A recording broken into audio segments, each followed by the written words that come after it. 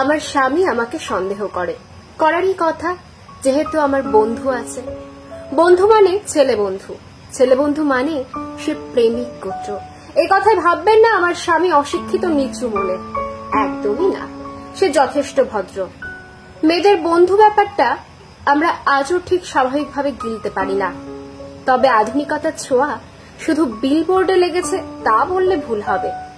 তবে আমরাও আধুনিক হয়েছি। এখনের যুগে স্কুলে কলেজে সবাই একসাথে পড়ে, মেয়েদেরও বন্ধু হয়, ছেলে ফ্রেন্ড হয়, তার মধ্যে বয়ফ্রেন্ডও থাকে। আধুনিক ছেলেরা অতটুকু মানার হজম শক্তি পেয়েছে, তেমনি মেয়েরাও। কিন্তু বিয়ের পরে কোনো বন্ধু থাকবে কেন? নিশ্চয়ই তা পরকীয়ায় বটে, তাছাড়া কিছু না। মহাভারতে দ্রৌপদী যখন বস্ত্রহরণ হয়েছিল তখন সে 5 স্বামীকে আর রক্ষা করতে বলেনি, সে শরণ নিয়েছিল তার সখা কৃষ্ণের, সাহায্য চেয়েছিল। তাই সে ইতিহাসের নোংরা খেলার বিবস্ত্র হওয়ার থেকে বেঁচে গিয়েছিল। আর খিল দেওয়া দরজা পাহাড় গুড়িয়ে দেওয়ার ক্ষমতা রাখা ভীম যখন খুলতে পারেনি, বন্ধুর এক ডাকে খুলেছিল সে দৌড়। চরম বিপদে যখন যখন সে পরিবারকে বলতে পারেনি, তখন তখন বন্ধুর সাহায্য নিয়েছে।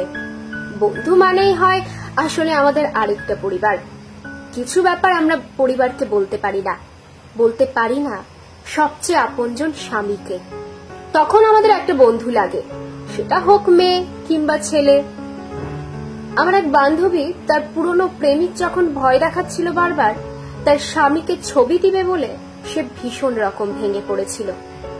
আমাকে বলল, আমি বললাম ভাইয়া তো জানে তার কথা, সমস্যা তো নেই। সে অনেকক্ষণ চুপ থেকে বলেছিল সে জানে আমার বয়ফ্রেন্ড ছিল, তারও ছিল আমি জানি, কিন্তু তখন সব আমরা মেনে নিলেও এখন তো আমি ওকে চিনি। এখন যদি এমন কিছু সে হাতে পায়, সারা দিন রাত কথার খোঁটায় রাখবে আমায়। আমি আমাদের আরেক বন্ধুকে বলে সেই ছবিগুলো উদ্ধার করেছিলাম, পাশাপাশি হাত ধরে বসা ছবি, খারাপ কিছুই নেই। তাও আমারও মনে হলো এইগুলো ওর স্বামীর হাতে না পড়াই ভালো, কারণ সংসার ব্যাপারটা ভীষণ গোলমেলে। আমার পরিচিত এক দিদিকে দেখেছি, সে তার কলিগের সাথে হেসে কথা বলায় তার স্বামীর কাছে নালিশ গিয়েছে, লাগাম ছেড়ে দিলে শেষে এমনটাই হয়। তিনি উত্তর দেয়নি, অথচ উনি যে কলিগকে চেনে, অনেকবার বিপদে সে যে পাশে ছিল, তার উত্তর বলেনি সে কথা। অফিসের কাজে ব্রাহ্মণবাড়িয়া আটকে পড়ায় ওনার ছেলের ফুড পয়জনিং হয়েছিল, তখন ছেলেকে নিয়ে যে হসপিটালে কাটিয়েছিল, সে উত্তর সে দিতে পারেনি। শুধুমাত্র তার নয়, তার স্ত্রীর কলিগ বলে।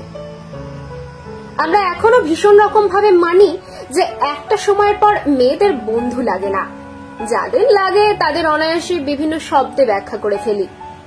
আমরা এখনো ভীষণ রকম ভাবে জানি যে একটা সময়ের পরে মেয়েদের এত কথা বলার কি আছে, পরিবারের সবাই তো আছে রে বাপু, আবার কেন বাইরের লোক? কিন্তু ঘরের মানুষগুলো কখনো বন্ধু হতে চায়? এত অযথা সময় কার আছে বলো? আমরা এখনো ভীষণ রকম ভাবে বিশ্বাস করি যে একটা সময়ের পর মেয়েদের শরীরটা ছাড়া আর কিছুতেই তাদের প্রয়োজন আছে, আমরা তা মেলাতে পারি না। তাই আমরা ভাবি মেয়েরাও শরীরের টানেই বন্ধু খোঁজে। ভীষণ রকম ভুল জানি আমরা, ভীষণ রকম।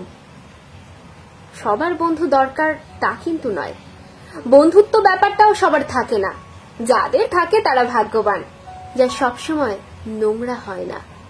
কেউ যদি কারোর সাথে কথা বলে ক্ষণিকের জন্য নিজেকে খুঁজে পায়, ক্ষতি কি? ক্ষতি কি কাউকে বলতে না পারা কিংবা কেউ শুনতে না চাওয়া কথাগুলো যখন অন্য কেউ শোনে, তখন মনে হয় হ্যাঁ আমি এখনো আছি, কোনো ব্যক্তি হিসেবে, সবার চাহিদা পূরণের মেশিন নয়। সে ক্ষণিকের উচ্ছ্বাসটা কখনো প্রেম হয় না, পরকীয়া হয় না, হয় বন্ধুত্ব। আমরা আসলে এখনো নারীদের সাথে বন্ধু শব্দটা শরীর ছাড়া কিছুতেই মেলাতে পারি না। নমস্কার, কলমে দোলনা বড়ুয়া তৃষা, কণ্ঠে আমি রিয়া দাস।